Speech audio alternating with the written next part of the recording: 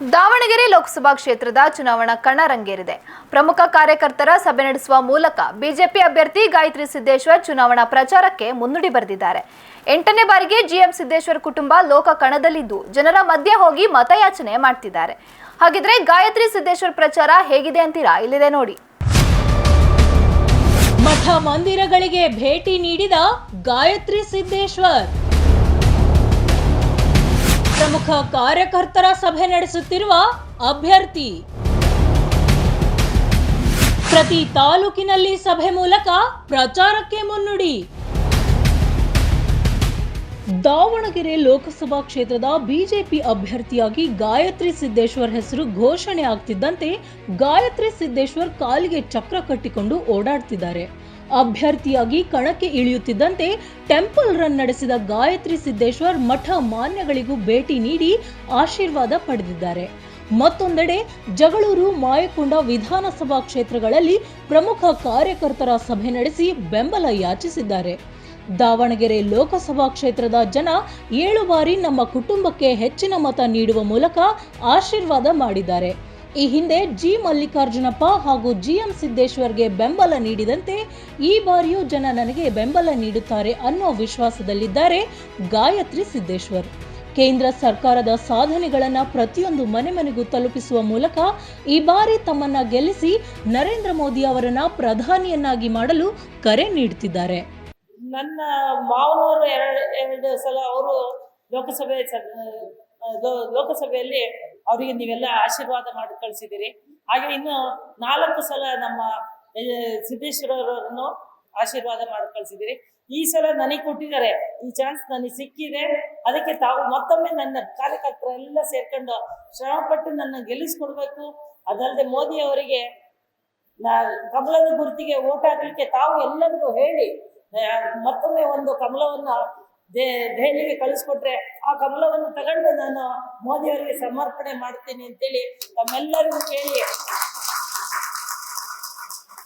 ಇನ್ನು ಗಾಯತ್ರಿ ಸಿದ್ದೇಶ್ವರ್ ಲೋಕ ಅಖಾಡಕ್ಕೆ ಧುಮುಕುತ್ತಿದ್ದಂತೆ ಪತಿ ಸಂಸದ ಜಿಎಂ ಸಿದ್ದೇಶ್ವರ್ ಎಲ್ಲರ ಮನವೊಲಿಸುವ ಪ್ರಯತ್ನ ಮಾಡ್ತಿದ್ದಾರೆ. ಪತ್ನಿಯ ಪರವಾಗಿ ಎಲ್ಲೆಡೆ ಮತಯಾಚನೆ ಮಾಡುತ್ತಿರುವ ಸಿದ್ದೇಶ್ವರ್ ತಮ್ಮ ಅವಧಿಯಲ್ಲಿ ಆಗಿರುವ ಅಭಿವೃದ್ಧಿ ಕೆಲಸಗಳನ್ನ ಜನರ ಮುಂದಿಟ್ಟು ಮತ ಕೇಳ್ತಿದ್ದಾರೆ. ಯುಗಾದಿ ಹಬ್ಬ ಮುಗಿದ ತಕ್ಷಣ ಚುನಾವಣಾ ಕಾವು ಏರುತ್ತದೆ. ಈ ದೇಶ ಸುಭದ್ರವಾಗಿ ಇರಲು ಮೋದಿ ಅಂತಹ ಪ್ರಧಾನಿ ಬೇಕು. ಗಾಯತ್ರಿ ಸಿದ್ದೇಶ್ವರ್ ಅವರನ್ನ ಗೆಲ್ಲಿಸಿ ದೆಹಲಿಗೆ ಕಳಿಸುವ ಮೂಲಕ ಪ್ರಧಾನಿ ಮೋದಿ ಅವರ ಕೈ ಬಲಪಡಿಸಬೇಕು ಎಂದು ಮನವಿ ಮಾಡಿದ್ದಾರೆ.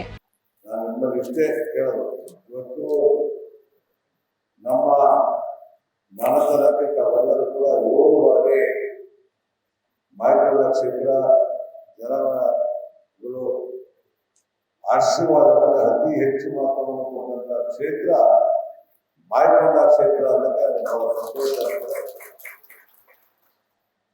ನಾಳೆ ನಡೆಯುವಂತಹ ಚುನಾವಣೆ ಮೇ 7ನೇ ತಾರೀಕು, ಬಹುಶಃ ಯುಗಾದಿ ಹಬ್ಬ ಆದ್ಮೇಲೆ ಪ್ರಾರಂಭ ಆಗ್ತದೆ ಚುನಾವಣೆ ಕಾವು.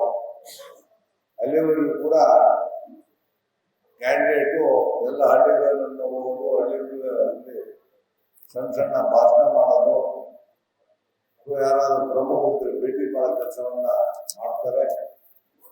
ನಾವೆಲ್ಲರೂ ಕೂಡ ಒಬ್ಬ ಸಾಮರ್ಥ್ಯದ ಕಾರ್ಯಕರ್ತರು ಬಂದರು. ನೀವು ಮನಸ್ಸು ಮಾಡಿದ್ರೆ 5 ಸಾವು ಇವತ್ತು ಬರೀ ಭದ್ರತೆಯನ್ನು ಮಾಡಿ ದೇಶಕ್ಕೆ ಯಾವುದೇ ಒಂದು ಆಪತ್ತು ಬರದಂತೆ ನೋಡಿಕೊಂಡು ಸಾಕಷ್ಟು ಯುದ್ಧದ ಸಾಮಗ್ರಿಗಳನ್ನ ನಮ್ಮ ದೇಶದಲ್ಲಿ ಇಟ್ಕೊಂಡು ನಮ್ಮನ್ನೆಲ್ಲಕ್ಕೂ ರಕ್ಷಣೆ ಮಾಡುವಂತ ವ್ಯಕ್ತಿ ಸನ್ಮಾನ್ಯ ನರೇಂದ್ರ ಮೋದಿ ಅವರನ್ನು ನಾವೆಲ್ಲರೂ ಕೂಡ ಸಾಧ್ಯ. ದಾವಣಗೆರೆ ಲೋಕಸಭಾ ಕ್ಷೇತ್ರದಲ್ಲಿ ಬಿರು ಬಿಸಿಲಿನಲ್ಲೂ ಚುನಾವಣಾ ಕಾವು ದಿನೇ ದಿನೇ ಹೆಚ್ಚಾಗುತ್ತಿದ್ದು ಅಭ್ಯರ್ಥಿ ಗಾಯತ್ರಿ ಸಿದ್ದೇಶ್ವರ್ ಬಿಸಿಲನ್ನ ಲೆಕ್ಕಿಸದೆ ಚುನಾವಣಾ ಪ್ರಚಾರ ನಡೆಸುತ್ತಿದ್ದಾರೆ. ಕಾಂಗ್ರೆಸ್ ಟಿಕೆಟ್ ಅಧಿಕೃತಗೊಂಡ ಬಳಿಕ ಲೋಕಸಭಾ ಚುನಾವಣಾ ಕಾವು ಇನ್ನಷ್ಟು ಏರುವುದರಲ್ಲಿ 2 ಮಾತಿಲ್ಲ. ಕ್ಯಾಮರಾ ಪರ್ಸನ್ ಅಣ್ಣೇಶ್ ಜೊತೆ ಪ್ರವೀಣ್ ಬಾಡ, ಒನ್ ಕನ್ನಡ ನ್ಯೂಸ್, ದಾವಣಗೆರೆ.